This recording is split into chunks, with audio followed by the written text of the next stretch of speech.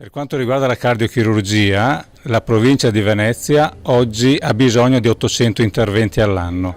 L'ospedale All'Angelo ne fa 600, gli altri 200 li sta facendo Mirano e non c'è nessun motivo, fintanto che l'Angelo non sarà autosufficiente, di interrompere questa attività per tutta l'area della provincia di Venezia.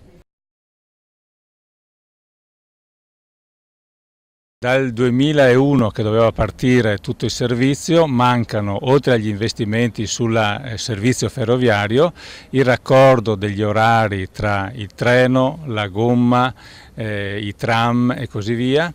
Manca il biglietto unico, che è il titolo di viaggio utile e comodo per il turista, per chi vuole girare il Veneto in tranquillità, e che a tutt'oggi, nonostante le grandi somme spese per le consulenze, si parla di milioni, non è ancora stato realizzato.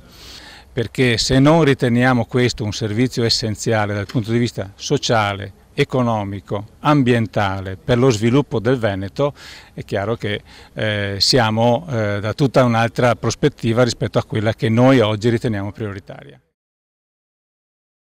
Serve un patto chiaro e forte tra la Regione, che ha la competenza di indirizzo programmatorio, e i comuni, che hanno la competenza diretta del rapporto e del monitoraggio di quello che sta succedendo nei propri territori. Un patto forte di sinergia e di collaborazione.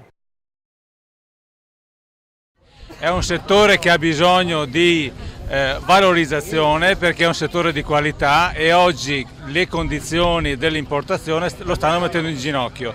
Basti pensare che il prezzo del latte oggi è più basso rispetto a quello di 15 anni fa. Lo dico perché sono stato agricoltore e produttore di latte e so bene quali sono le difficoltà che oggi il settore sta attraversando.